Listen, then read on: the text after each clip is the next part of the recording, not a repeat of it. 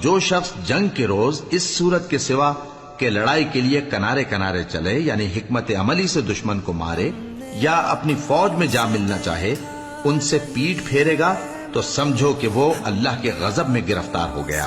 اور اس کا ٹھکانہ دوزخ ہے، اور وہ بہت ہی بری جگہ ہے۔ بس تم لوگوں نے ان کفار کو قتل نہیں کیا بلکہ اللہ نے انہیں قتل کیا، اور اے نبی، جس وقت تم نے کنکریاں پھینکی تھیں تو وہ تم نے نہیں پھینکی تھی بلکہ اللہ نے پھینکی تھی۔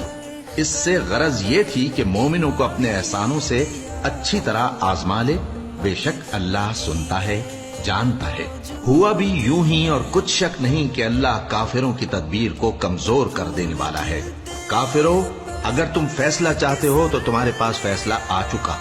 اگر تم اپنے افعال سے باز آ جاؤ تو تمہارے حق میں بہتر ہے، اور اگر پھر نافرمانی کرو گے تو ہم بھی پھر تمہیں عذاب کریں گے، اور تمہاری جماعت خواہ کتنی ہی بڑی ہو